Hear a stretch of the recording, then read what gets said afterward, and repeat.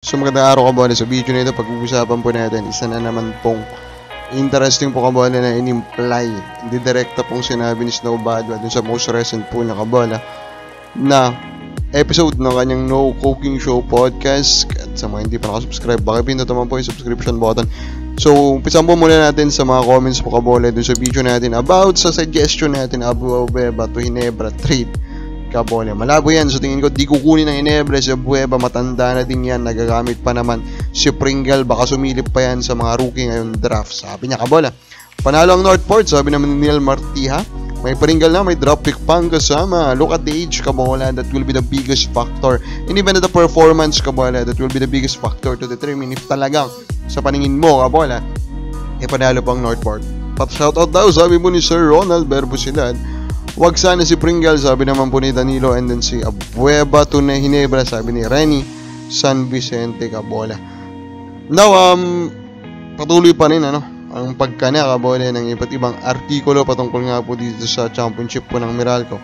And one interesting article kabole is ito pong recently posted dito po sa spin.ph that Meralco tried to channel NSD kabole. Alam naman natin kabole na ang Meralco po is 3-2 na doon po sa papasok sa game 6 against Ginebra, pero they won the last 2 games and won that series. And of course we know kabole ng Meralco Bolts kabole tagilid no elimination round, humabol lang sila, kumbaga nagdire-diretso yung panalo nila hanggang sa habol po nila yung number 3 seed kabole. So overall may katotohanan ba that they showed never say die attitude? Of course may katotohanan po yan kabole. And again, diba, they are, kumbaga po, sila po yung usual po na tinatalo po ng Ginebra. So hindi po nakakapagtaka kung na-develop po nila yung never say die attitude, diba? Ilang beses na rin silang tinalo po nung, kumbaga, originator po noon, which is of course the Barangay Ginebra, San Miguel kabole. So kung nakuha man nila yon, natutunan nila yon, diba, sa Barangay Ginebra. Tinuloy na natin, diba, kung kanila naman po may papakita yan sa mga susunod po na tournament. Sabi naman ni Clip Hodge, is Meralco Championship is good for the PBA. Ayan, so na-discuss na natin to in the past kabole.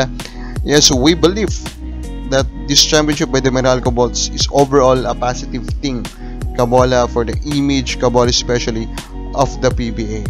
Now ang Northport, surprisingly they managed to resign Joshua Monzon to a 2-year extension. Now napapatanong na po yung mga tao, so sino kaya nagpapirma nito, diba? Is this really a sign kabole na magtatagal po siya sa Northport, or is this actually a sign kabole na ito nga po si Joshua Monzon napapirma po in this new contract, and yung pinambayad o pambabayad dyan ng Northport kabole is of course hindi po manggagaling sa kanila, diba? So at it means ba na malapit na po siya makuha kabole ng isang bagong team, one of these SMC teams. Yun yung mga abangan natin.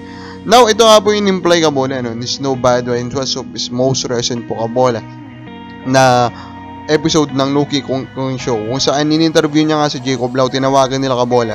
And sa kanila pong mga tanungan kabole, in-imply niya in a way, diba? Sabi niya, tinanong niya, interesado ba daw si Jacob Lau kabole sa mga iba pang top picks dito sa paparating na draft.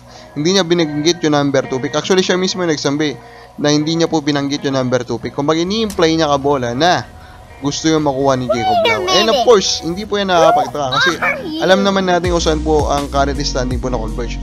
Now, they have secured the number 1 pick, so kahit sino dyan ang gusto nila ipasok, sigurado mapapa or makukuha na po nila kabole. And of course, ang talagang tinitingnan natin na ipapasok nila is Justin Baltasar.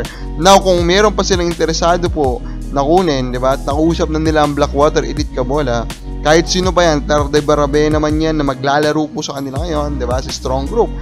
Remember, tatay po ni Jacob Lau ang may-ari niyang kabole. So, sa akin lang, kung may isa pang pangalan na malaki na papasalihan nila, they need that number 2 pick kabole, and if they can secure a trade with Blackwater Elite kabole, di makukuha nila. Is that Teddy Ravena kabole? I mean, hindi pa siya, pre-agent pa siya kabole, so the possibility is still there. Kababal sa programa, so Teddy kayo makukuha po ng Converge, kami lang po sa baba.